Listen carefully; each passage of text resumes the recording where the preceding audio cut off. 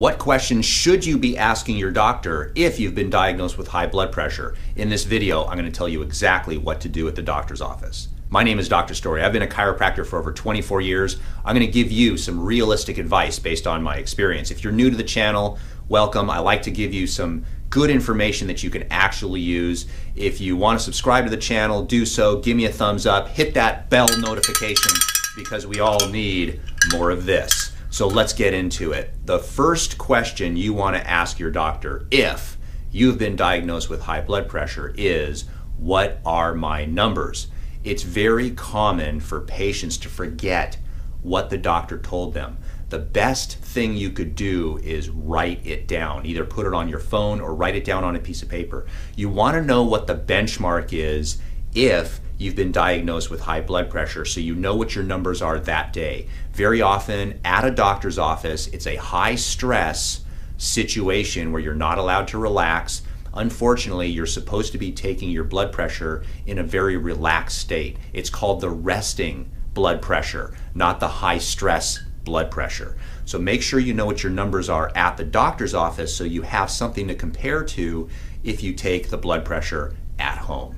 The second question you want to ask your doctor is, with those numbers, what do those numbers mean? It's the doctor's job to actually explain to you what this actually means. So if you've been diagnosed with high blood pressure, let's say it's 140/90, and the doctor says, okay, you have high blood pressure, we need to put you on medication.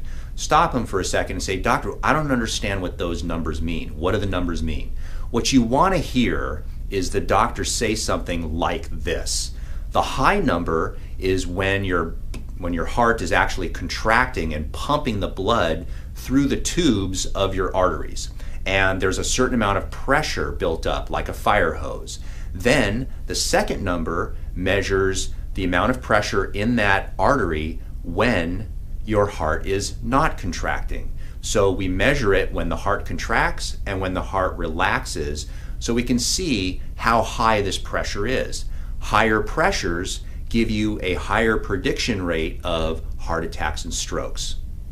There, was that so hard? No. So you want to hear the doctor explain it to you in such a way that isn't too medically oriented, that is something that you can actually understand. So if you were to go home and explain to a family member, hey, I went to my doctor today and he said my numbers were 140/90 and here's what that means.